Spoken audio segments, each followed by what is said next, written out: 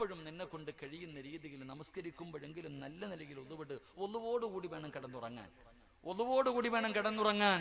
ഒതുവോടുകൂടി കിടന്നുറങ്ങിയാൽ അള്ളാഹുവിന്റെ പ്രവാചകൻ എവിടെന്ന് പറയുകയാണ്, ഒതുവോടുകൂടി കിടക്കുന്ന ഒരു മനുഷ്യൻ അള്ളാഹു തരുന്ന പ്രതിഫലം എന്താ?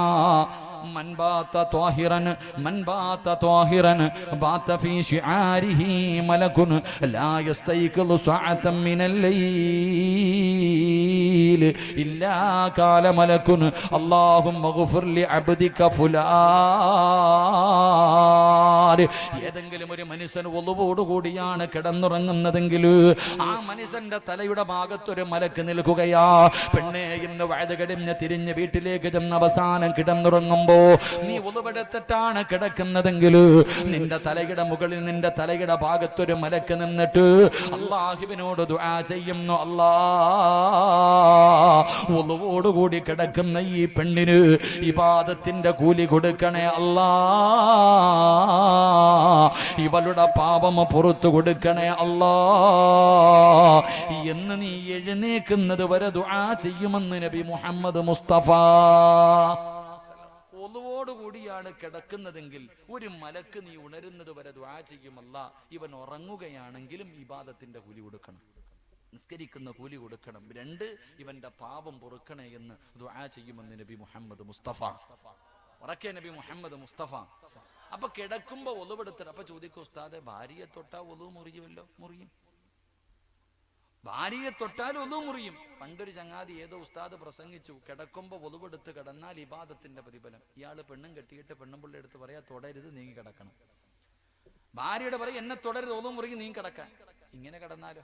അങ്ങനെ കിടക്കണമെന്നല്ല, നീ ഒളുവോടുകൂടി കിടക്ക്. എന്റെ ഭാര്യ തൊട്ടാ മുറിഞ്ഞാ മുറിയട്ടെ, മുറിഞ്ഞാ മുറിയട്ടെ. കിടക്കുമ്പോ ഒളുവോടുകൂടി കിടക്ക്. അള്ളാഹു നമുക്ക് ഈമാൻ നൽകുമാറാകട്ടെ. ആ കിടപ്പിലങ്ങ് മരിച്ചാലോ? ഒളുവോടുകൂടി കിടക്കുന്ന സമയത്ത് നീ മരിച്ചാൽ എന്ത് പ്രതിഫലമെന്നറിയോ? ഒളുവോടുകൂടി മരിക്കലേറ്റം മെച്ചമാ, ജിബ്രീല് വരുമെന്നും ഹദീസിൽ സ്പഷ്ടമാ.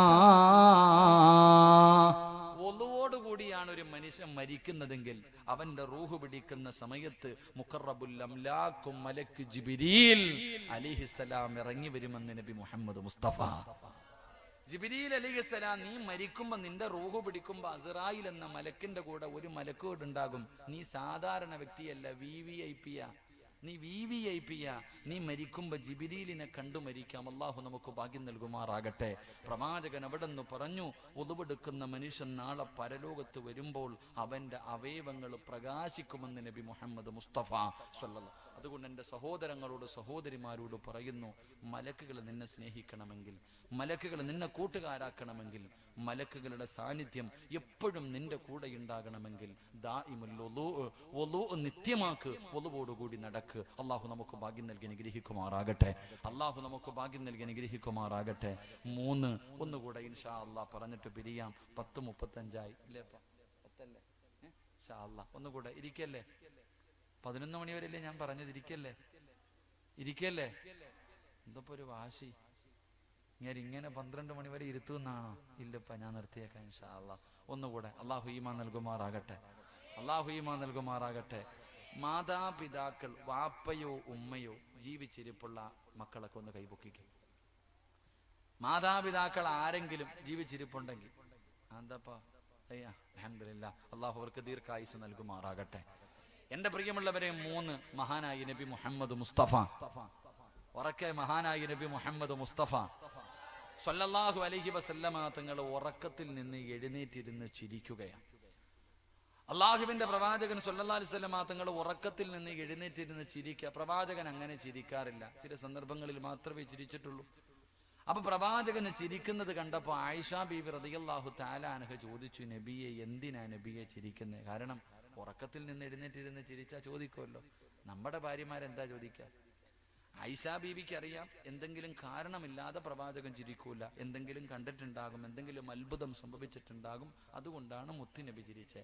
നമ്മൾ ചിരിച്ചാൽ പെണ്ണുമ്പിള്ള ചിന്തിക്ക് ഇങ്ങാർക്ക് ഭ്രാന്ത് പിടിച്ചല്ല, ഉസ്താദിന്റെ ഇടക്കിലെങ്ങാനും രാവിലെ കൊണ്ടുപോകണം, അങ്ങനല്ലേ ചിന്തിക്കാറ്. അള്ളാഹു നമുക്കൊക്കെ നല്ല ജീവിതം നൽകുമാറാകട്ടെ. അള്ളാഹു നമ്മുടെയൊക്കെ ഭാര്യമാരെ സാലിഹത്തായ ഭാര്യമാരാക്കി തരുമാറാകട്ടെ. വാപ്പ, നിന്റെ പെണ്ണുമ്പിള്ള തലതിരിഞ്ഞു പോയാ കഴുത്തറുത്തിട്ട് കണ്ടവന്റെ കൂടെ ഒളിച്ചോടുന്ന പെണ്ണുങ്ങളുടെ കാലവാ. അള്ളാഹു കാത്തുരക്ഷിക്കുമാറാകട്ടെ. അള്ളാഹു നമ്മുടെ ഭാര്യമാരെയൊക്കെ സാലിഹത്തായ ഭാര്യമാരാക്കി തരുമാറാകട്ടെ. ഇവിടത്തെ പെണ്ണുമ്പിള്ളയെ സ്വർഗത്തിൽ ഭാര്യയായിട്ട് കിട്ടണമെന്ന് ആഗ്രഹമുള്ള ഭർത്താക്കന്മാരൊന്ന് കൈവക്കിക്കേ.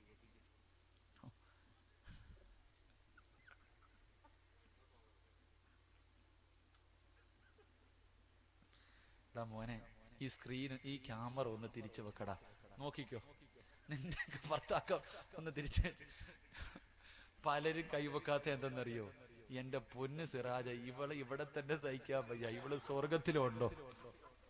ഇവള് സ്വർഗത്തിലുണ്ടെങ്കിൽ ഞാൻ അങ്ങോട്ട്. നിങ്ങളുടെ രണ്ടുപേരുടെയും ഭാര്യമാർ ഇവിടെ ഇല്ലല്ലോ, രക്ഷപ്പെട്ട്. സെക്രട്ടറി, നിങ്ങളെന്താ പ്രസിഡന്റ് അല്ലേ? ആ, മൈക്ക് സെറ്റിന്റെ പുറകിൽ ഇരിപ്പുണ്ട് കേട്ടാ, പൊക്കിയിട്ടില്ല. പലർക്കും പേടി എന്തെന്നറിയോ? ഇവള് സ്വർഗത്തിലുണ്ടോ അല്ലാന്ന്. നിങ്ങളോ? ഭർത്താക്കന്മാരെ സ്വർഗത്തിൽ വേണമെന്ന് ആഗ്രഹമുള്ള താത്തമാരൊന്ന് കൈവക്കിക്ക്. സ്വാതന്ത്ര്യ ദിനത്തിന് കൊടി വെക്കണ പോലെ ഉണ്ട്. വേണോ വേണ്ടെന്ന്, വേണോ വേണ്ടെന്ന് ആലോചിക്കണം. അള്ളാഹുല്ല അവിടെ ചെല്ലുമ്പോ ഈ സ്വഭാവമൊക്കെ അള്ളാഹു മാറ്റിത്തരുമെന്ന് നബി മുഹമ്മദ് മുസ്തഫ. നീ പേടിക്കണ്ട, നിന്റെ ആമിനാനെ അള്ളാഹു ഫ്രഷ് ആക്കി തരും, നിഷ്കളങ്കയാക്കി തരും. അൽഹംദുലില്ലാ, അള്ളാഹു ഒരുമിക്കാൻ ഭാഗ്യം നൽകുമാറാകട്ടെ. ഇവിടൊക്കെ ഈ രണ്ട് പെണ്ണ് കെട്ടുന്നവരുണ്ടോ ഉസ്താദ്? എന്താ സെക്രട്ടറി? ഉണ്ടില്ലേ? ഒരെണ്ണത്തിനെ കെട്ടിയിട്ട് പെടുന്ന പാടറിയാം, ഈ രണ്ടൊക്കെ കെട്ടുന്നു. ഞാനൊരു വലിയ സമ്പന്നന്റെ വീട്ടിൽ ഭക്ഷണം കഴിക്കാൻ പോയി. ഭക്ഷണം കഴിച്ചൊക്കെ ഇറങ്ങാൻ ദുആഇന്റെ സമയമായപ്പോൾ ഞങ്ങളുടെ കൂടെയുള്ളൊരു പ്രായമുള്ള ഉസ്താദിനെ അകത്തേക്ക് വിളിച്ചുകൊണ്ടുപോയി. ആ സാധു അകത്ത് കൊണ്ടുപോയിട്ട് എന്തൊക്കെയോ പരാതി പറഞ്ഞിട്ട് ഇങ്ങനെ കരയ്യ, കണ്ണിങ്ങനെ നിറഞ്ഞു പോകുന്നുണ്ട്. അപ്പൊ ഈ ഉസ്താദാണെങ്കിൽ ഇടയ്ക്കിടയ്ക്ക് എന്നെ നോക്കുന്നുണ്ട്, ചിരിക്കുന്നുണ്ട്. ഇടയ്ക്കിടയ്ക്ക് നോക്കും, ചിരിക്കും. അയാളാണെങ്കിൽ കരഞ്ഞുകൊണ്ട് ഇങ്ങനെ എന്തൊക്കെയോ പറയണം. അവസാനം ഇറങ്ങി വന്നപ്പോൾ ഞാൻ ചോദിച്ചു, സാധു എന്താ ഉസ്താദെ പാപം, വലിയ സങ്കടം? ഓ സിറാജെ, രണ്ട് പെണ്ണ് കെട്ടിയിട്ട് കടലിലും ശൈത്താനും നടക്കണ പോലെ സാധു.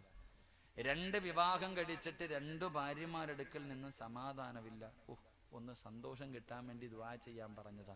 ഞാൻ ചോദിച്ചു, നിങ്ങൾ എന്തിനാ ചിരിച്ചേന്ന്? ഞാൻ 3 എണ്ണം കെട്ടിയിട്ട് നടക്കാം.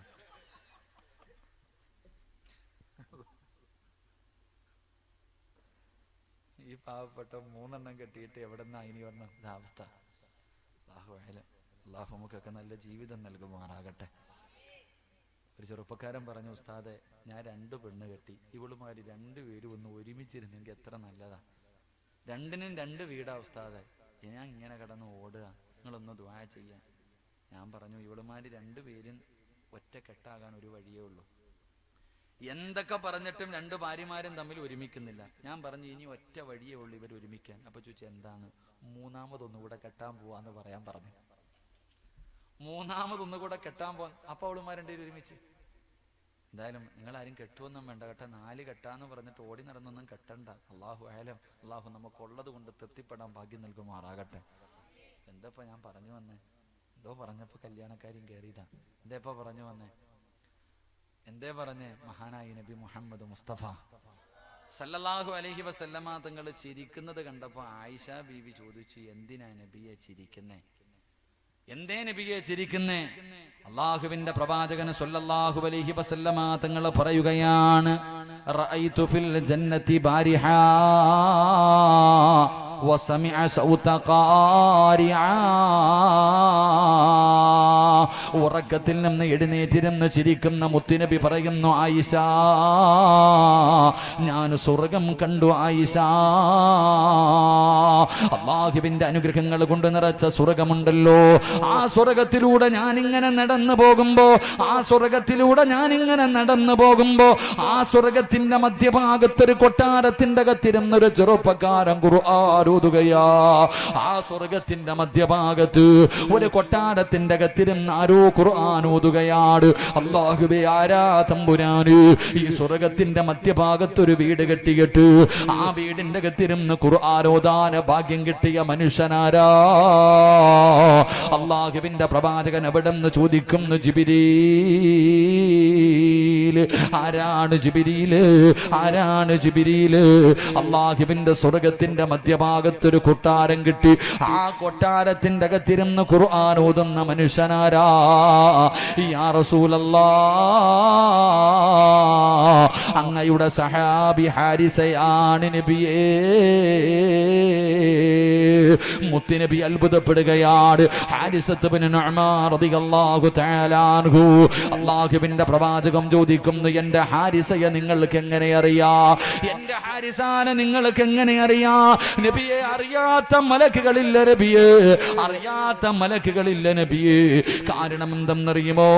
ഇന്നഹു മിൻ മിഅത്തി സാബിഅ അല്ലദീ തകഫനല്ലാഹു ബിഅർസാഖിനാ. ഹാരിസെ അറിയാത്ത മലക്കുകളില്ല, ഹാരിസെ അറിയാത്ത മലക്കുകളില്ല. അതിന്റെ കാരണം എന്തെന്നറിയോ? അല്ലാഹു സ്വർഗ്ഗത്തിൽ ഭക്ഷണം കൊടുക്കുന്ന സ്വഹാബിയാണ് ഹാരിസത്ത് ഇബ്നു നുഅ്മാൻ. അല്ലാഹു സ്വർഗ്ഗത്തിൽ ഭക്ഷണം കൊടുക്കുന്ന സ്വഹാബിയാ. പ്രവാചകൻ അവിടെ നിന്ന് അത്ഭുതപ്പെടുകയാണ്. അല്ലാഹുവിന്റെ പ്രവാചകൻ ഇത് പറഞ്ഞു കൊടുക്കുമ്പോ ആയിഷ ബീബി റളിയല്ലാഹു തആല അൻഹ അവിടെ നിന്ന് ചോദിക്കുന്നു, നബിയേ യാ റസൂലല്ലാഹ്, അല്ലാഹുവിന്റെ പ്രവാചകരേ, സ്വർഗ്ഗത്തിൽ സ്വന്തമായിട്ടൊരു വീട്, സ്വർഗത്തിന്റെ മധ്യഭാഗത്ത് സ്വന്തമായിട്ടൊരു ഭവനം, അതുമാത്രമല്ല അല്ലാഹു സ്വർഗത്തിൽ ഭക്ഷണം കൊടുക്കുന്ന സ്വഹാബിയാ. ഇത് കിട്ടാറുള്ള കാരണം എന്താ? ആയിഷ കദാകൽ ബിർറു, തന്റെ മാതാപിതാക്കൾക്ക് ഗുണം ചെയ്തതിന് അല്ലാഹു കൊടുത്ത പ്രതിഫലമാണെന്ന് നബി മുഹമ്മദ് മുസ്തഫ തങ്ങൾ നോക്കുമ്പോ സ്വർഗത്തിന്റെ മധ്യഭാഗത്ത് ഒരു കൊട്ടാരത്തിന്റെ അകത്തിരുന്നൊരു ചെറുപ്പക്കാരൻ ഖുർആൻ ഓതുകയാണ്. ആരാണെന്ന് ചോദിച്ചപ്പോ പറഞ്ഞു, നബിയെ അങ്ങയുടെ സഹാബി ഹാരിസത്ത് ഇബ്നു നുഅ്മാൻ റളിയല്ലാഹു തആല അൻഹു. ഈ പ്രതിഫലം അല്ലാഹു എല്ലാ മലക്കുകൾക്കും പരിചയം. കാരണം അല്ലാഹു നാളെ സ്വർഗത്തിൽ ഭക്ഷണം കൊടുക്കുന്ന സ്വഹാബിയ. അല്ലാഹു നമുക്ക് ഈമാൻ നൽകി അനുഗ്രഹിക്കുമാറാകട്ടെ. എന്റെ പ്രിയമുള്ളവരെ, സ്വർഗത്തിന്റെ മധ്യഭാഗത്ത് ഒരു വീട്, അള്ളാഹുവിൻ്റെ അടുക്കൽ നിന്ന് ഭക്ഷണവും വാങ്ങിക്കഴിക്കാനുള്ള ഭാഗ്യം, ഇത് രണ്ടും വേണമെന്ന് ആഗ്രഹമുള്ളവർ കൈവക്ക്. സ്വർഗത്തിൽ ഒരു വീടും, എവിടെ? ഈ നാട്ടിലല്ല, ഇവിടെ വീട് വെക്കാം, പൈസ വേണം, അത്രേ ഉള്ളൂ. ആർക്കും പറ്റും, ലോൺ എടുത്താലും വെക്കാം. പക്ഷെ സ്വർഗത്തിൽ സ്വന്തമായിട്ടൊരു വീട് വേണം. അത് മാത്രമല്ല, ആരുടെ കയ്യിൽ നിന്ന് ഭക്ഷണം? ആരുടെ കയ്യിൽ നിന്ന് ഭക്ഷണം? അള്ളാഹുവിൻ്റെ അടുക്കൽ നിന്ന് ഭക്ഷണം. അള്ളാഹു വാങ്ങിക്കഴിക്കാൻ ഭാഗ്യം നൽകുമാറാകട്ടെ. അള്ളാഹു സ്വർഗത്തിൽ ആദ്യമായിട്ട് കഴിക്കാൻ തരുന്ന ഭക്ഷണം എന്താ? എന്താപ്പാ? എന്താ ആമിനാത്ത? അള്ളാഹു സ്വർഗത്തിൽ മന്തി ബിരിയാണിയാ? അള്ളാഹു സ്വർഗത്തിൽ ആദ്യമായിട്ട് കഴിക്കാൻ തരുന്ന ഭക്ഷണം എന്താ? എന്താ മനുഷ്യന്മാരെ? മീനിന്റെ പൊരിച്ച കരളാണെന്ന് നബി മുഹമ്മദ് മുസ്തഫ. ഉറക്കെ നബി മുഹമ്മദ് മുസ്തഫ. മീനിന്റെ കരൾ തിന്നാൻ എന്തേ മടിയുണ്ടാ? മീനിന്റെ കരൾ എന്ന് പറഞ്ഞപ്പോ മുഖത്തൊരു ചുളി. എന്തേ തിന്നിട്ടില്ലേ? മീനിന്റെ കരൾ എവിടെ ആയിരിക്കും ഉസ്താദ് ഇരിക്കുന്നത്? ഇനി മീൻ വെട്ടുമ്പോ നോക്കണം കേട്ടാ, തലയ്ക്കകത്തായിരിക്കും മീനിന്റെ കരള്. അതാണ് നാളെ അള്ളാഹു സ്വർഗത്തിൽ ആദ്യം കഴിക്കാൻ തരുന്ന ഭക്ഷണം. അള്ളാഹു വാങ്ങി കഴിക്കാൻ ഭാഗ്യം നൽകുമാറാകട്ടെ. ആയിഷ ബീബി റളിയല്ലാഹു തആല അൻഹ ചോദിച്ചു, നബിയെ, ഉമ്മാനെയും വാപ്പാനെയും സ്നേഹിച്ച ഈ പ്രതിഫലം കിട്ടുമോ? എങ്കിൽ ഞാനും എൻ്റെ ഉമ്മാനെയും വാപ്പാനെ സ്നേഹിക്കുന്നുണ്ട്, എനിക്കും കിട്ടുമോ?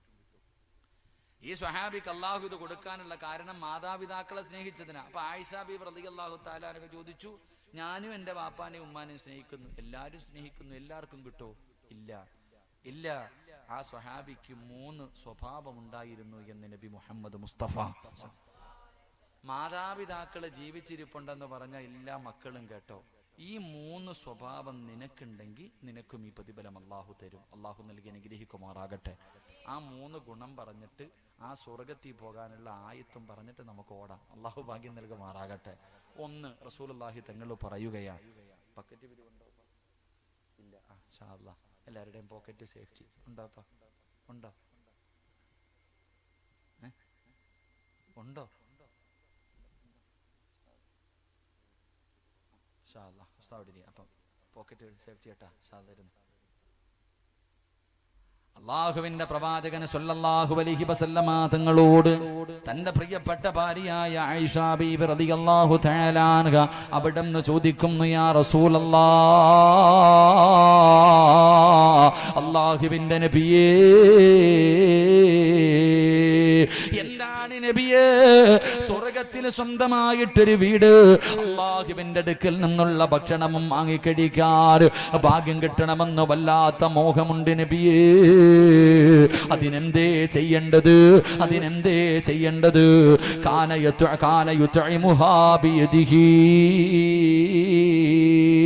ഉമ്മയുടെ കയ്യിൽ നിന്ന് ഭക്ഷണം വാങ്ങിക്കഴിക്കാത്ത ഒരു മകനുമില്ല, ഒരു പെണ്ണുമില്ല. ഉമ്മയുടെ കയ്യിൽ നിന്ന് വാപ്പയുടെ കയ്യിൽ നിന്ന് ഭക്ഷണം വാങ്ങിക്കഴിക്കാത്ത ഒരാണോ പെണ്ണോ ഈ സദസ്സിലില്ല. ഇന്നും നമുക്ക് കൊതിയാണ്, നമ്മുടെ ഉമ്മയുടെ കയ്യിൽ നിന്ന് ഭക്ഷണം വാങ്ങിക്കഴിക്കാൻ വല്ലാത്ത മോഹമാണ്. എങ്കിൽ കൈ പൊക്കിയവരോട് ഞാനൊരു ചോദ്യം ചോദിക്കട്ടെ, മനുഷ്യ, ഇന്ന് വരെ നീ നിന്റെ ഉമ്മയ്ക്ക് ഭക്ഷണം വാരിക്കൊടുത്തിട്ടുണ്ടോ? പെങ്ങളെ പെറ്റതള്ളക്ക്, നിനക്ക് ജന്മം തന്ന നിന്റെ വാപ്പ, നിന്നെ ഒരുപാട് കഷ്ടപ്പെട്ട് വളർത്തിയ നിന്റെ ഉപ്പ, നിന്റെ ഉപ്പയ്ക്ക് നീ ഇന്ന് വരെ ഒരു ദിവസമെങ്കിലും, ഒരു നേരമെങ്കിലും, ഒരു പ്രാവശ്യമെങ്കിലും നിന്റെ കൈ കൊണ്ട് ഭക്ഷണം വാരിക്കൊടുത്തിട്ടുണ്ടോ? പറ ചെറുപ്പക്കാരാ, പറ സഹോദരാ, നിന്റെ ഉമ്മയ്ക്കും വാപ്പയ്ക്കും നീ ഇന്ന് വരെ ഭക്ഷണം വാരിക്കൊടുത്തിട്ടുണ്ടോ? വാരിക്കൊടുത്താൽ അല്ലാഹു നിനക്ക് പ്രതിഫലം തരുമെന്ന് നബി മുഹമ്മദ് മുസ്തഫ. ഉമ്മയ്ക്കും ഉപ്പയ്ക്കും ഭക്ഷണം വാരിക്കൊടുക്കുന്ന ഏതു മകനാവുള്ളത്? നിനക്കതിന് സമയമില്ലല്ലോ. ഉമ്മാന് ഭക്ഷണം വാരിക്കൊടുക്കാൻ നിനക്ക് എവിടെയാ സമയം? എവിടെയാ? ഉസ്താദേ, ഞാൻ വാരിക്കൊടുത്ത ഉമ്മ തിന്നുവോ? പോയി ചോദിക്കടാ ചെറുപ്പക്കാരാ. ഇന്ന് വാഴ്ന്നു കഴിഞ്ഞ് പിരിഞ്ഞ് നിന്റെ വീട്ടിലേക്ക് കടന്നു ചെന്നു, ഇല്ലെങ്കിൽ നാളെ എപ്പോഴെങ്കിലും ഒരു സമയം പടച്ചവനെ നിന്റെ ഉമ്മയ്ക്ക് നിന്റെ ഭാര്യ ഭക്ഷണവുമായി ചെല്ലുമ്പോ കയ്യിൽ വാങ്ങിയിട്ട് പറയാ ഞാൻ കൊടുക്കാം എന്ന് പറഞ്ഞിട്ട് നിന്റെ ഉമ്മാന്റെ റൂമിലേക്ക് കടന്നു ചെല്ലണം. പ്രായം ചെന്ന് തുണിയതാ, പ്രായം ചെന്ന് തൊലിയെല്ലാം ചുളുങ്ങിയ ആ പാവം തള്ളയെ ഇങ്ങനെ നീ ഒന്ന് കെട്ടിപ്പിടിച്ചിട്ടൊരു ചുംബനം കൊടുക്കണം. അല്ലാ, ഉമ്മയ്ക്ക് എന്ത് ഇഷ്ടമെന്നറിയോ മോനെ? ഉമ്മായിക്ക് നീ ഒരു ഉമ്മ കൊടുത്താ മോനെ, നീ എപ്പോഴും ചെറുപ്രായത്തിൽ നിന്റെ ഉമ്മയ്ക്ക് ഉമ്മ കൊടുക്കാതെ നീ എങ്ങും പോയിട്ടില്ല. പക്ഷേ ഇന്ന് നീ വളർന്നു ഭാര്യയും മക്കളുമായപ്പോ പെറ്റതള്ളയെ ഒന്ന് നോക്കാൻ പോലും നിനക്ക് സമയമില്ല. എങ്കിലും നാളെ ഉച്ചയ്ക്ക് ഭക്ഷണം എടുക്കുമ്പോ ഉമ്മാന്റെയും വാപ്പാന്റെയും റൂമിൽ ചെന്നിട്ട് ആ പാവം മാതാപിതാക്കളുടെ കവിളിൽ ഒരു ഉമ്മ കൊടുത്തിട്ട് ഉമ്മയോട് ചോദിക്കണം, ഉമ്മാ, എനിക്കൊരാഗ്രഹമുണ്ടുമ്മ, സാധിച്ചു തരുവോ? എന്തേടാ മോനെ, എന്തേടാ മോനെ? ഉമ്മ എനിക്കൊരുപാട് ഭക്ഷണം വാരി തന്നിട്ടുണ്ടല്ലോ. ഈ കാണുന്ന ശരീരമൊക്കെ എൻ്റെ ഉമ്മ പട്ടിണി കിടന്നിട്ട് എനിക്ക് തന്ന് വളർത്തിയതാണല്ലോ. അതുകൊണ്ടുമ്മാ, എനിക്കൊരിക്കലെങ്കിലും എൻ്റെ ഉമ്മാനൊന്ന് ഭക്ഷണം വാരിത്തരണമെന്ന് കൊതിയുണ്ടുമ്മാ. നോക്കടാ മോനെ, ഇത് ചോദിക്കുമ്പോ നിന്റെ ഉമ്മാന്റെ കണ്ണിലൊന്ന് നോക്കണം. നിന്റെ വാപ്പ കരയുന്നത് നിനക്ക് കാണാ, സന്തോഷത്തിന്റെ കണ്ണുനീരാ. സഹോദരാ, അള്ളാന്റെ റസൂല് പറയുകയാണ്, നിന്റെ ഉമ്മയ്ക്കും വാപ്പയ്ക്കും നീ ഭക്ഷണം വാരി കൊടുക്ക്, നാളെ അള്ള നിനക്ക് ഈ പ്രതിഫലം തരുമെന്ന് നബി മുഹമ്മദ് മുസ്തഫ. ചില സഹോദരിമാരിരുന്ന് കരയുന്ന, ഉസ്താദേ, എന്റെ ഉമ്മാന് വാരി കൊടുക്കണമെന്ന് എനിക്ക് മോഹമുണ്ട്, എന്റെ വാപ്പയ്ക്ക് വാരി കൊടുക്കാൻ ആഗ്രഹമുണ്ട്. രണ്ടുപേരും ഈ പള്ളിപ്പറമ്പില് കബറിന്റെ അകത്താണല്ലോ, എനിക്കതിനുള്ള ഭാഗ്യമില്ലല്ലോ.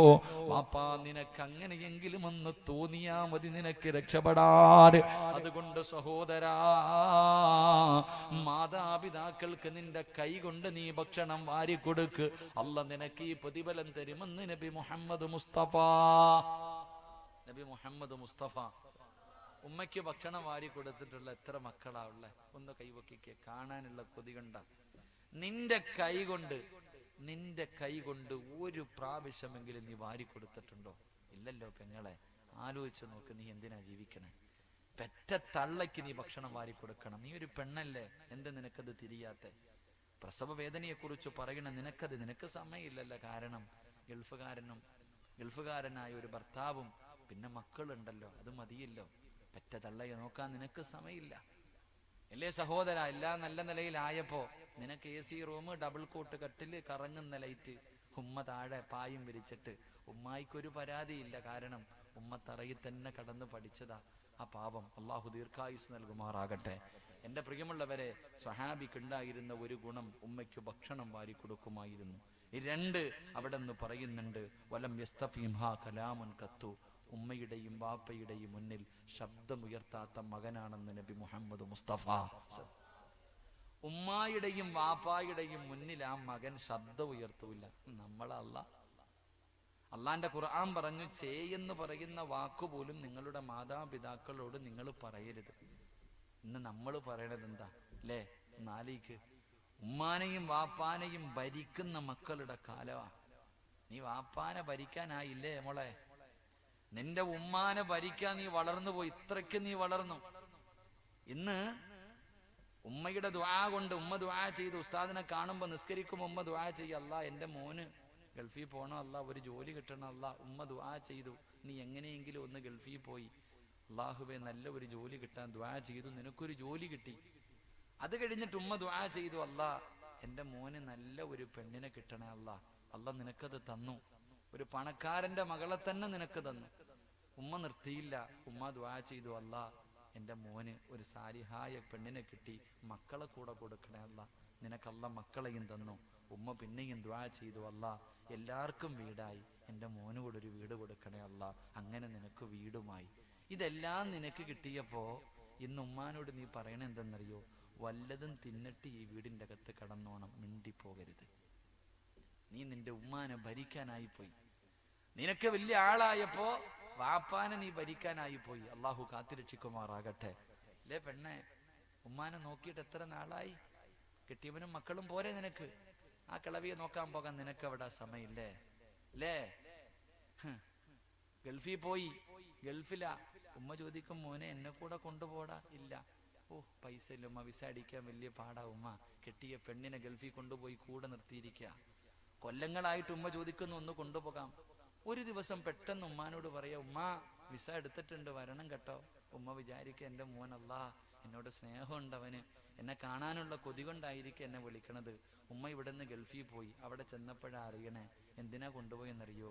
പെണ്ണും പിള്ളയുടെ പ്രസവം എടുക്കാൻ. അള്ളാഹു ഈമാൻ നൽകുമാറാകട്ടെ.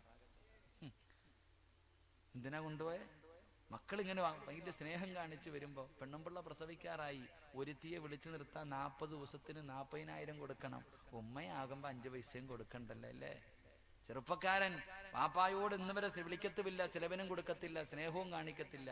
പെണ്ണ് കെട്ടിക്കിട്ട് ഒരു ദിവസം വിളിക്കുന്നു, വാപ്പാ രാത്രി പെണ്ണുമ്പിള്ള ഒറ്റയ്ക്ക് കിടക്ക, വീട്ടിൽ ആരുമില്ല, അവളും മക്കളും മാത്രമേ ഉള്ളൂ, ഒന്ന് കാവല് കിടക്കാൻ പോവെന്ന്. വാപ്പാടെ ജോലി എന്തെന്നറിയോ? ഇന്ന് വാപ്പാടെ ജോലി നിന്റെ പെണ്ണുമ്പിള്ളയുടെ വീടിന് കാവല് കിടക്കല. അള്ളാഹു കാത്തുരക്ഷിക്കുമാറാകട്ടെ. എൻ്റെ പ്രിയമുള്ളവരെ, റസൂലുള്ളാഹി സ്വല്ലല്ലാഹു അലൈഹി വസല്ലമ തങ്ങൾ പറഞ്ഞു, ഉമ്മാന്റെയും ബാപ്പാന്റെയും മുന്നിൽ നീ ശബ്ദമുയർത്തരുത്. ഉയർത്തിയാൽ അള്ളാഹു കാത്തുരക്ഷിക്കുമാറാകട്ടെ.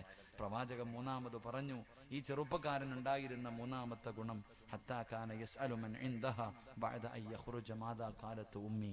തൻ്റെ ഉമ്മാൻ ആരെങ്കിലും കാണാൻ വന്നിട്ട് തിരിച്ചു പോകുമ്പോൾ ഈ മകൻ കൂടെ പോകുമായിരുന്നു. തൻ്റെ ഉമ്മാനെ കാണാൻ ആരെങ്കിലും വീട്ടിൽ വന്നിട്ട് തിരിച്ചു പോകുമ്പോൾ ഈ ചെറുപ്പക്കാരൻ പുറകെ പോകും. എന്നിട്ട് ചോദിക്കും, എൻ്റെ ഉമ്മ വല്ല പരാതിയും പറഞ്ഞു? ഉമ്മാനെ തല്ലാനല്ല, എൻ്റെ ഉമ്മ എന്നോടൊന്നും പറയാറില്ല. എൻ്റെ വീട്ടിൽ എൻ്റെ ഉമ്മയ്ക്ക് എന്തെങ്കിലും കുറവുണ്ടെങ്കിൽ പറ, ചെയ്തു കൊടുക്കാനാ. എൻ്റെ സഹോദര, ഒന്ന് ചിന്തിച്ചു നോക്ക്. ആ സ്വഹാബി ചോദിച്ചറിഞ്ഞിട്ട് ചെയ്തു കൊടുക്കുമായിരുന്നു എന്ന് നബി മുഹമ്മദ് മുസ്തഫ സ്വല്ലല്ലാഹു അലൈഹി വസല്ലം. കാരണം നമ്മുടെ ഉമ്മ നമ്മളോടൊന്നും പറയാറില്ല, സ്നേഹമില്ലാത്തത് കൊണ്ടല്ല, നമ്മുടെ ഭാര്യയെ പേടിച്ചിട്ടാ.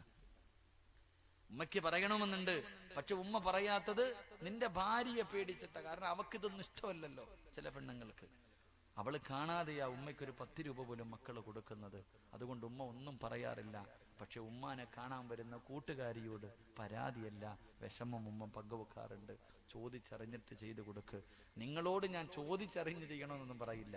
ആ സഹാബി വീട്ടിൽ വന്നിട്ട് പോകുന്നവരുടെ പുറകെ നടന്ന് കരഞ്ഞു വിളിച്ചു ചോദിച്ചിട്ട് ചെയ്തു കൊടുക്കും. ഞാൻ പറയുന്നത്, ഉമ്മ നിങ്ങളോട് പറയുന്നതെങ്കിലും ചെയ്തു കൊടു. ഉമ്മ പറയാം, മോനെ ആ പ്രഷറിന്റെ ഗുളിക എത്ര പെട്ടെന്ന് തീർന്നു ഉമ്മ ചോദിക്കുന്നതാ. മോനെ ഒരു ജോഡി വസ്ത്രം എന്തിനാ? ഇന്നലെയല്ലേ, കഴിഞ്ഞ ആഴ്ചയല്ലേ, കഴിഞ്ഞ മാസത്തിനല്ലേ മേടിച്ചു തന്നെ. എന്തിനാ പെങ്ങളെ? ഉമ്മയ്ക്ക് അറിഞ്ഞ് ചെയ്തു കൊട്. അള്ളാഹു നിനക്ക് സ്വർഗത്തിൽ ഈ 2 പ്രതിഫലം തരുമെന്ന് നബി മുഹമ്മദ് മുസ്തഫ സല്ലല്ലാഹു അലൈഹി വസല്ലം. അള്ളാഹു നമുക്ക് ഈമാൻ നൽകി അനുഗ്രഹിക്കുമാറാകട്ടെ. അള്ളാഹുവെ, ഞങ്ങളുടെ ജീവിച്ചിരിക്കുന്ന ഞങ്ങളുടെ ഉമ്മായിക്കും വാപ്പായിക്കും നീ ദീർഘായുസ് കൊടുക്കണേ അല്ലാ, ആഫിയത്ത് കൊടുക്കണേ അല്ലാ. അള്ളാഹുവെ, അവരുടെ കാൽച്ചുവട്ടിൽ കിടക്കുന്ന സ്വർഗം നീ ഞങ്ങൾക്ക് നൽകി അനുഗ്രഹിക്കണേ അല്ലാ. അള്ളാഹുവെ, മരണപ്പെട്ടു പോയ ഞങ്ങളുടെ മാതാപിതാക്കളുടെ ഖബറിടം നീ വിശാലമാക്കണേ അല്ലാ. സ്വർഗ പൂങ്കാവനമാക്കണേ റഹ്മാനെ. സ്വർഗത്തിന്റെ കവാടം നീ തുറന്നു കൊടുക്കണേ റഹ്മാനെ. എൻ്റെ പ്രിയമുള്ള സഹോദരങ്ങളെ, ഇൻഷാ അല്ലാഹ് എഴുന്നേക്ക് ദുആ ചെയ്യും. പെട്ടെന്ന് എഴുന്നേക്ക് ഇൻഷാ. എല്ലാവരും എഴുന്നേക്ക്.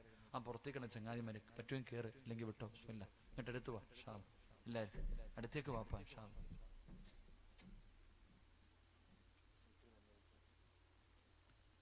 വാപ്പാ ഇങ്ങോട്ട് അടുത്ത്. ചങ്ങായിമാരെ മൊബൈലൊക്കെ കളഞ്ഞിട്ട് ഇങ്ങോട്ട് വാ ഇൻഷാ അല്ലാഹ്. എല്ലാവരും അൽഹംദുലില്ലാഹ് ഒരു 3 സ്വലാത്ത്. സ്വല്ലല്ലാഹു അലാ മുഹമ്മദ്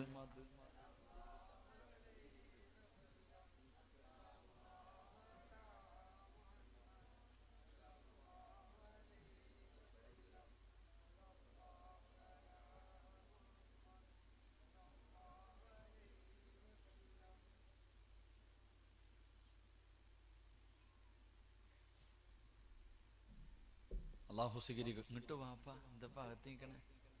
നമ്മൾ തമ്മിൽ എന്തിനാ പോരാ അകൽച്ച? അടുത്ത് നിൽക്ക്. എപ്പോഴല്ലേ ബന്ധങ്ങൾ? ഇങ്ങോട്ട് വാ വാ വാ വാ. നാളെ പോണേ നിങ്ങളൊക്കെ ഇനി പകന്ന്. ഇങ്ങോട്ട് വാ, പറ്റുമെങ്കിൽ ഇങ്ങോട്ട് അടുത്ത് നിൽക്കും ഇൻഷാ അല്ലാഹ്. അള്ളാഹു നമുക്ക് ആഫിയത്തും ആരോഗ്യം നൽകട്ടെ. നിങ്ങൾക്ക് വയ്യാമെങ്കിൽ 2 പേര് ഇരുന്നോ വാപ്പാ ഇൻഷാ അല്ലാഹ്. ആ ചങ്ങാതി, ആ കുട്ടി ഉറങ്ങുവാണെങ്കിൽ അവിടെ ഇരുത്തിയാലോ, ബുദ്ധിമുട്ടിക്കണ്ട. വാ ഇൻഷാ അല്ലാഹ്, അടുത്തേക്ക് വാ. അള്ളാഹു സ്വീകരിക്കുമാറാകട്ടെ. അള്ളാഹു സ്വീകരിക്കുമാറാകട്ടെ. എൻ്റെ പ്രിയമുള്ള സഹോദരങ്ങളെ, മഹാനായ നബി മുഹമ്മദ് മുസ്തഫ സല്ലല്ലാഹു അലൈഹി വസല്ലമ തങ്ങൾ പറഞ്ഞു, പണക്കാരെ അല്ല പരിചയപ്പെടേണ്ടത്. ഈ നാട്ടിലെ പണക്കാരാന്ന് വെച്ചാൽ നമുക്ക് എല്ലാവർക്കും അറിയാം അല്ലേ? ഈ നാട്ടിലെ ഏറ്റവും പണമുള്ളവൻ ആരാന്ന് വെച്ചാൽ എല്ലാവർക്കും അറിയാം. എന്നാൽ ഈ നാട്ടിലെ പാവപ്പെട്ടവൻ ആരാണെന്ന് നിങ്ങൾക്ക് അറിയൂ? ഈ നാട്ടിൽ ഒരു നേരത്തെ അന്നത്തിന് വകയില്ലാത്തവൻ ആരാന്ന് വെച്ചാൽ ഈ മഹലിന്റെ പ്രസിഡന്റിന് വെച്ചാൽ അറിയോ? അറിയില്ല. ഹത്തീബിനറിയോ? അറിയില്ല. നിങ്ങൾക്കറിയില്ല. എന്നാൽ ഈ നാട്ടിലെ ഏറ്റവും നല്ല പണമുള്ളവൻ ആരാ? എല്ലാവർക്കും അറിയാം. എങ്കിൽ പ്രവാചകൻ സല്ലല്ലാഹു അലൈഹി വസല്ലമ തങ്ങൾ പറഞ്ഞു, നിങ്ങൾ പാവപ്പെട്ടവനെ പോയി പരിചയപ്പെടണേ എന്ന് നബി മുഹമ്മദ് മുസ്തഫ സല്ലല്ലാഹു അലൈഹി വസല്ലമ തങ്ങൾ പറഞ്ഞു. പാവപ്പെട്ടവനെ നീ തെരഞ്ഞു പോണം, അവൻ ഇങ്ങോട്ടല്ല വരണ്ടേ. നീ പാവപ്പെട്ടവനെ തെരഞ്ഞ് കണ്ടുപിടിച്ചിട്ട് നീ പരിചയപ്പെടണേ, അവനുമായിട്ട് നീ കൂട്ടുകൂടണേ, നിനക്ക് പ്രയോജനമുണ്ടാകുമെന്ന് നബി മുഹമ്മദ് മുസ്തഫ. വെള്ളിയാഴ്ച പള്ളിയുടെ മുന്നിൽ പിരിവെടുക്കാൻ വരുന്നവനെ നീ പരിചയപ്പെടണം. നിന്റെ വീട്ടിൽ ഏതെങ്കിലും ഒരു പാവപ്പെട്ടവൻ യാചിക്കാൻ വന്ന അവനെ വിളിച്ച് വീടിന്റെ അകത്ത് കയറ്റിയിരുത്തി കുടിക്കാൻ ചായയും കൊടുത്തിട്ട് അവന്റെ വിശേഷങ്ങളും അന്വേഷിച്ചിട്ട് അള്ളാഹു നിന്നെ രക്ഷപ്പെടുത്തുമെന്ന് പറഞ്ഞ് നീ എന്തെങ്കിലും കയ്യിലുള്ളത് കൊടുത്തുവിടണേ എന്ന് നബി മുഹമ്മദ് മുസ്തഫ. നമ്മൾ ചെയ്യണമെന്ന് പറഞ്ഞ 10 രൂപ എടുത്തു കൊടുത്തിട്ട് അസ്സലാമു അലൈക്കും വിട്ടോളാൻ അവനോട് എന്ത് ചോദിക്കാൻ അല്ലേ? എങ്കിൽ സത്യത്തിൽ ചെയ്യേണ്ടത് എന്ത്? ഒരു പാവപ്പെട്ടവൻ ഗതികേട് കൊണ്ട് ഇപ്പോ യാചനം നിരോധിച്ചിരിക്കുക. നിനക്ക് എന്ത് അവകാശത്തോടെ നിരോധിക്കുക? വരുന്നവൻ അവനുള്ളതല്ലേ അല്ല എഴുതിയിട്ടുള്ളൂ. അർഹനാവട്ടെ അർഹനല്ലാത്തവനാകട്ടെ അല്ല എഴുതിയതല്ലേ പോവും. നീ എന്തിനാ പേടിക്കണം? നിനക്ക് കൊടുക്കാൻ പറഞ്ഞാൽ നീ കൊടുക്കണം, ഇല്ലെങ്കിൽ നിന്റെ കാര്യം നിൽക്ക്. അടിക്കാനും കൊല്ലാനും നമുക്കെന്ത് അവകാശം? എന്റെ പ്രിയമുള്ളവരെ, നിന്റെ വീട്ടിൽ യാചിക്കാൻ വരുന്നവനെ വിളിച്ച് വീടിന്റെ അകത്ത് കയറ്റാൻ നിനക്ക് മടി, കയറ്റി ഇരുത്തണം. എന്നിട്ട് അവന് കുടിക്കാൻ വെള്ളം കൊടുക്കണം. എന്നിട്ട് അവനോട് മാന്യമായ രീതിയിൽ സംസാരിക്കണം. അവന്റെ പ്രയാസങ്ങൾ ചോദിച്ചറിഞ്ഞിട്ട് നിന്നെ കൊണ്ട് കഴിയുന്നത് നീ കൊടുക്ക്. എന്നിട്ട് ദുആ ചെയ്, അവനെ സന്തോഷത്തോടെ പറഞ്ഞു വിട്, നീ രക്ഷപ്പെടുമെന്ന് നബി മുഹമ്മദ് മുസ്തഫ സല്ലല്ലാഹു അലൈഹി വസല്ലം. പ്രവാചകനോട് സ്വഹാബികൾ ചോദിച്ചു, നബിയെ, ഇവനെ പരിചയപ്പെട്ട എന്ത് കിട്ടുമെന്ന്? വീട്ടിൽ യാചിക്കാൻ വരുന്ന പാവപ്പെട്ടവനെ പരിചയപ്പെട്ടാൽ നമുക്കുള്ള നേട്ടം എന്താ? നാളെ പരലോകത്ത് വെച്ചിട്ട് അള്ളാഹു അവനോട് പറയുമത്രേ, നിന്നെ സഹായിച്ചവരെ നീ സ്വർഗത്തിൽ കൊണ്ടുപോക്കോ. എടാ, നിന്നെ സഹായിച്ച നിനക്ക് ഇഷ്ടമുള്ളവരുടെ കയ്യെ പിടിച്ച് സ്വർഗത്തിൽ കൊണ്ടുപോ. ആരോട്? യാചകനോട്. നിന്നെ മറക്കോ? ഈ നാട്ടിൽ എത്രയോ വീടുകൾ കയറിയിറങ്ങിയിട്ട് പലരും പൈസ കൊടുത്തു. എന്നാ വീടിന്റെ അകത്ത് വിളിച്ചു കയറ്റിയിരുത്തി വെള്ളവും കൊടുത്ത് വിശേഷവും അന്വേഷിച്ചിട്ട് അല്ല നിന്നെ സഹായിക്കുമെന്ന് അവനൊരു നല്ല വാക്കു പറഞ്ഞ് നിന്നെ അവൻ മറക്കൂല. നാളെ പരലോകത്ത് നിന്റെ കയ്യിൽ പിടിച്ച് അവൻ സ്വർഗത്തിൽ കൊണ്ടുപോകുമെന്ന് നബി മുഹമ്മദ് മുസ്തഫ. അതാ കൂട്ടുകൂടണമെന്ന് പറഞ്ഞ അവന്റെ ദുആ, അവന്റെ ഒരൊറ്റ ദുആ മതി ചങ്ങാതി നിന്റെ തലമുറകൾ രക്ഷപ്പെടാൻ. അള്ളാഹു ഭാഗ്യം നൽകുമാറാകട്ടെ. ഈ പരിപാടിയുടെ പിന്നിലൊരു ലക്ഷ്യമുണ്ട്. ഈ നാട്ടിൽ ആരും സഹായിക്കാനില്ലാത്ത, ഒരു ഗതിയും പരഗതിയുമില്ലാത്ത പാവപ്പെട്ട പെൺകുട്ടികളുടെ വിവാഹത്തിന് വേണ്ടി സംഘടിപ്പിച്ച പരിപാടിയാണ്. നിങ്ങളെ കൊണ്ട് കഴിയുമെങ്കിൽ, ഞാൻ ആരോട് നിർബന്ധിക്കുന്നില്ല, നിങ്ങളെ കൊണ്ട് കഴിയുമെങ്കിൽ നിങ്ങളെ കൊണ്ട് കഴിയുന്നത് കൊടുക്കും. ഇന്നല്ല, ആ കല്യാണത്തിന്റെ സമയമാകുമ്പോൾ, ആ വിവാഹത്തിന്റെ സമയമാകുമ്പോൾ എൻ്റെ പ്രിയമുള്ളവരെ, നിങ്ങളെ കൊണ്ട് കഴിയുന്നത് നിങ്ങൾ കൊടുത്ത് സഹായിക്ക്. നാളെ ഈ നാട്ടിലെ ഏതെങ്കിലും ഒരു പെണ്ണ്, അള്ളാഹുവേ എൻ്റെ ഉപ്പ ഉണ്ടായിരുന്നെങ്കിൽ ഈ ഗതി എനിക്ക് വരില്ലായിരുന്നല്ല, എന്നെ ആരും സഹായിക്കുന്നില്ല, വിവാഹപ്രായം കഴിഞ്ഞു, ഈ നാട്ടിലെ ഏതെങ്കിലും ഒരു പെണ്ണ് വീടിൻ്റെ അകത്തിരുന്ന് കരഞ്ഞ, വല്ലാഹി സത്യം, ഈ നാട്ടിലെ ഒറ്റ ഒരുത്തനും രക്ഷപ്പെടൂല. അള്ളാഹു നമ്മളെ കാത്തിരക്ഷിക്കുമാറാകട്ടെ. ഒരെണ്ണം പോലും, ഈ നാട്ടിലെ ഒരെണ്ണം പോലും അള്ളാഹ് അങ്ങനെയൊന്നും വെറുതെ വിടൂല. കാരണം ആ പെണ്ണിന്റെ കണ്ണീരിന് എത്ര വിലയുണ്ട്. സഹോദരി, നീയൊക്കെ എത്ര സ്വർണ്ണം ഇട്ടുകൊണ്ട് നടക്കുന്നു. നിന്റെ വീട്ടിൽ, നിന്റെ കുടുംബത്തിൽ ഒരു പാവപ്പെട്ട പെണ്ണ് ഒരു മോതിരം പോരെ ആ പാവപ്പെട്ടവർക്ക് രക്ഷപ്പെടാൻ എന്തേ കൊടുക്കാത്ത? നീ ഇട്ടുകൊണ്ട് നടന്നോ? അള്ളാഹു നിങ്ങൾക്ക് ഈമാൻ നൽകി അനുഗ്രഹിക്കുമാറാകട്ടെ. അതുകൊണ്ട് ഞാൻ നിർത്തുകയാ. എനിക്കൊന്നേ പറയാനുള്ളൂ, എന്നെ ചിലപ്പോൾ ഇനി നിങ്ങൾ കണ്ടില്ല എന്ന് വരാം. ആരാണ് ആദ്യം മരിക്കുന്നെന്നറിയില്ല. പ്രായമൊന്നും വേണ്ടല്ലോ ഒരു മനുഷ്യനും പ്രായം വേണ്ട, രോഗം വേണ്ട, മരണത്തിന് ഒന്നും വേണ്ട. അള്ളാഹു നമുക്ക് ഈമാൻ നൽകുമാറാകട്ടെ. ആദ്യം ആരാ പോണേന്ന് വെച്ചാ, എനിക്കൊരു പേടിയില്ല, എനിക്ക് 4.5 വയസ്സുള്ള ഒരു മകനുണ്ട്, 8 മാസം പ്രായമുള്ളൊരു മകനുണ്ട്, എനിക്കെൻ്റെ ഭാര്യയെക്കുറിച്ചോ എൻ്റെ മക്കളെക്കുറിച്ചോ എനിക്കൊരാവലാതിയില്ല. എൻ്റെ ജീവിതത്തിലെ ഏറ്റവും വലിയ അഭിലാഷം മരിക്കുമ്പോൾ ഈമാനോടുകൂടി മരിക്കണം. എനിക്കതേ ആഗ്രഹമുള്ളൂ. അത് എപ്പോഴെവിടെ വെച്ചാണെങ്കിലും, ഇവിടെ വെച്ചാണെങ്കിലും സന്തോഷത്തോടെ പോകണം. അള്ളാഹു സാധിച്ചിരുമാറാകട്ടെ. അതുകൊണ്ട് എനിക്ക് പറയാനുള്ളത്, വാപ്പ വയത് പറയുന്നതിലോ കേൾക്കുന്നതിലോ അല്ല, ഇത്രയും കാലം നീ ആർക്ക് വേണ്ടിയാ ജീവിച്ചേ? നിന്റെ മക്കൾക്ക് വേണ്ടി, നിന്റെ ഭാര്യയ്ക്ക് വേണ്ടി, നിന്റെ കൂടപ്പുറപ്പുകൾക്ക് വേണ്ടി, നിന്റെ കുടുംബക്കാർക്ക് വേണ്ടി. അള്ളാഹു തന്ന ആയുസിന്റെ ഇത്രയും കാലം നീ കളഞ്ഞു. നിനക്ക് വേണ്ടി നീ എന്ത് ചെയ്തു വെച്ചിട്ടെന്ന് ചോദിച്ചാ വട്ടപ്പൂച്ചിമല്ലേ ഉള്ളൂ. നിന്റെ കയ്യിൽ നിനക്ക് വേണ്ടി ഇന്ന് രാത്രി നീ മരിച്ച കൊണ്ടുപോകാൻ നിന്റെ കയ്യിൽ എന്തുണ്ട് വാപ്പ? ഞാനൊരു സ്വന്തം മകനെ പോലെ ചോദിക്കാം, ഇന്ന് രാത്രി നീ മരിച്ച നിന്റെ കയ്യിൽ കൊണ്ടുപോകാൻ എന്തുണ്ട് പെങ്ങളെ? നീ പറ. 9.5 മാസക്കാലം ഗർഭം ചുമന്ന് മരണവേദനയുടെ വേദനയിൽ നൊന്തു പ്രസവിച്ച നിന്റെ പൊന്നുമോള് നിന്റെ മയ്യത്ത് കുളിപ്പിക്കൂ? ഈ പള്ളിയുടെ മുന്നിൽ ഇരുന്ന് നീ പറ, നിന്റെ മോള് ഇന്ന് രാത്രി നീ മരിച്ച കുളിപ്പിക്കാൻ എടുത്തു വെക്കുമ്പോ ഈ മോള് നിന്നെ കുളിപ്പിക്കൂ? പറയാനുള്ള ചങ്കൂറ്റം നിനക്കുണ്ടോ? അതിനുള്ള ധൈര്യം നിനക്കുണ്ടോ? നീ നൊന്തു പ്രസവിച്ച മകൻ നാളെ ഈ പള്ളിക്കകത്ത് കൊണ്ടുവെക്കുമ്പോ ഈ ഖതീബിന്റെ കൈ പിടിച്ചിട്ട്, ഉസ്താദെ നിങ്ങൾ പുറകെ നിൽക്ക്, ഞാൻ നിസ്കരിക്കാമെന്ന് നിന്റെ മോൻ പറയുവോ? പറവാപ്പ. ഇവിടെ പള്ളിപ്പറമ്പിൽ ഈ ഇരുണ്ട് കിടക്കുന്ന പള്ളിക്കാട്ടി നിന്നെ കൊണ്ട് കുഴിച്ചിടുമ്പോ ഇത്രയും കാലം നീ കഷ്ടപ്പെട്ട് വളർത്തിയ നിന്റെ മകൻ നിന്റെ കടം വീട്ടു എന്ന് പറയാൻ നിന്നെ കൊണ്ട് കഴിയോ? വാപ്പാടെ ഖബർ എവിടാന്ന് വെച്ചാ അറിയാത്ത മക്കളുടെ കാലം. നിന്റെ ഖബറിന്റെ ചാരത്ത് വന്നിട്ട് തെറ്റാതെ കാണാതെ ഒരു യാസീൻ ഓതാൻ നിന്റെ മകന് കഴിയുവോ? അള്ളാഹു ഈമാൻ നൽകുമാറാകട്ടെ. അങ്ങനെ ഒരെണ്ണം നിനക്കുണ്ടെങ്കിൽ നിന്റെ ഈ ജീവിതം നിനക്ക് രക്ഷപ്പെട്ടു. നിന്റെ ഈ ജീവിതത്തിൽ ഒരു അർത്ഥമുണ്ട്. ഇല്ലെങ്കിൽ ആ പള്ളി കാട്ടി കിടന്ന് തെണ്ടേണ്ടി വരും. അള്ളാഹു കാത്തിരക്ഷിക്കുമാറാകട്ടെ. അതുകൊണ്ട് ഞാൻ പറയുന്നു, നിങ്ങൾക്ക് വേണ്ടി നിങ്ങൾ എന്തെങ്കിലും ചെയ്തു പോയി. ഇതാണ് നിന്റെ യഥാർത്ഥ സമ്പാദ്യം. വീട്ടിലും കടയിലും ഹോസ്പിറ്റൽ അല്ലെങ്കിൽ ബാങ്കിലൊക്കെ കിടക്കുന്നത് നിന്റെതല്ല, അത് നിന്റെ മക്കളുടെതാവാപ്പ. നിന്റെതെന്ന് ഒരാളുടെ യഥാർത്ഥ സമ്പാദ്യം ആർക്കെങ്കിലും നീ സദക്ക ചെയ്തിട്ടുണ്ടോ? അത് നിന്റെ സമ്പാദ്യം.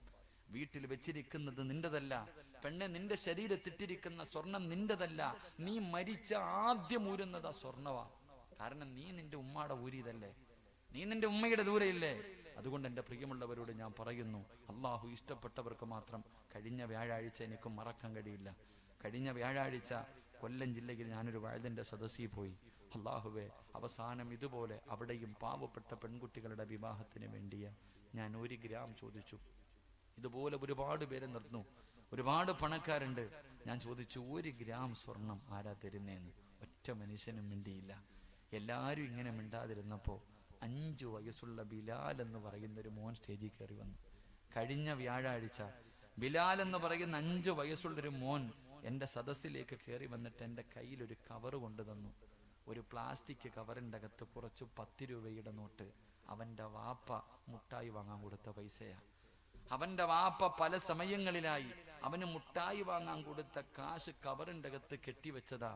5 വയസ്സുള്ള ബിലാൽ എന്ന് പറയുന്ന മകൻ അത് സ്റ്റേജിൽ കൊണ്ടുവന്ന് തന്നപ്പോ ഞാൻ സംഘാടകരോട് പറഞ്ഞു പൈസയൊന്ന് എണ്ണി നോക്കാൻ. അവരെണ്ണിയിട്ട് പറഞ്ഞു ഉസ്താദെ 390 രൂപയുണ്ട്. ബിലാൽ എന്നോട് പറഞ്ഞു ദുആ ചെയ്യണം. ഞാൻ അവനോട് ചോദിച്ചു എന്ത് ദുആ ചെയ്യണം?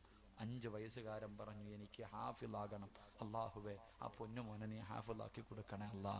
വാപ്പാ, ആ 5 വയസ്സുകാരന് തോന്നിയ ഈമാൻ നമ്മളിൽ പലർക്കും ഇല്ലാതെ പോയി. എന്റെ പ്രിയപ്പെട്ടവരെ, അവന് തോന്നി. അതുപോലെയുള്ള മക്കളെ അള്ളാഹു നമുക്ക് നൽകി അനുഗ്രഹിക്കുമാറാകട്ടെ. അതുകൊണ്ട് എൻ്റെ പ്രിയപ്പെട്ടവരോട് പറയുന്നു, പാവപ്പെട്ടവനെ പരിചയപ്പെട്. അവൻ എന്തെങ്കിലുമൊക്കെ കൊടുക്ക്. അള്ളാഹു തരുന്ന പ്രതിഫലം ഒന്നേ ഉള്ളൂ. ഇന്ന് വെള്ളിയാഴ്ച രാവ. ഈ വെള്ളിയാഴ്ച രാവിലെ നീ സദക്ക കൊടുത്ത നിന്റെ മരിച്ചുപോയ വാപ്പയും ഉമ്മയും നാളെ ജുമഅയ്ക്ക് മുമ്പ് നിന്നെ കാണും. റസൂലുള്ളാഹി തങ്ങൾ പറഞ്ഞു, മരിച്ചുപോയ മാതാപിതാക്കളെ സ്വപ്നം കാണുന്ന എത്ര മക്കളാവുള്ള? ഒരുപാട് പേരുടെ മരിച്ചു പോയിട്ടുണ്ടല്ലോ. നിന്റെ വാപ്പായ, നിന്റെ മരിച്ചുപോയ വാപ്പയെ നീ കണ്ടിട്ടുണ്ടാവും. നിന്റെ ഉമ്മാനെ കണ്ടിട്ടുണ്ടോ? എങ്ങനെ കാണാനാ? ഓരോ വെള്ളിയാഴ്ചയും ജുമഅയ്ക്ക് മുമ്പ് നമ്മൾ പള്ളിയിൽ പോകുന്നതിന് മുമ്പേ ഖബറിന്റെ ചാരത്ത് കഴിഞ്ഞ വെള്ളിയാഴ്ച ജുമഅ കഴിഞ്ഞത് മുതൽ ഈ വെള്ളിയാഴ്ച ജുമഅയ്ക്ക് മുമ്പ് വരെ നമ്മൾ ചെയ്ത എല്ലാ കാര്യങ്ങളും മലക്കു പള്ളിക്കാട്ടി ചെന്നിട്ട് വാപ്പാനോട് പറഞ്ഞു കൊടുക്കും. നാളെ ജുമഅയ്ക്ക് മുമ്പ് എൻ്റെ വാപ്പാടെ ഖബറിന്റെ ചാരത്തൊരു മലക്ക് ചെന്നിട്ട് പറയും, സിറാജ്, ഞാൻ ചെയ്ത കഴിഞ്ഞ ഒരാഴ്ച ഞാൻ ചെയ്ത നല്ല കാര്യം മുഴുവനും എൻ്റെ ഉപ്പാനോട് പറയുമ്പോൾ എൻ്റെ ഉപ്പ ഖബറിൽ കിടന്ന് ദുആ ചെയ്യും, അല്ലാ ഞാൻ കഷ്ടപ്പെട്ട് വളർത്തിയ എൻ്റെ മോൻ നന്നായല്ലോ, എനിക്ക് വേണ്ടി ദുആ ചെയ്യുമെന്ന് നബി മുഹമ്മദ് മുസ്തഫ. ഞാൻ കഴിഞ്ഞ ആഴ്ച മുതൽ നാളെ ഉച്ചവരെ ഞാൻ ചെയ്ത എല്ലാ വൃത്തികേടും എൻ്റെ വാപ്പാന്റെ അടുത്ത് മലക്കു പറയുമ്പോ എൻ്റെ ഉപ്പ ഖബറിൽ കിടന്ന്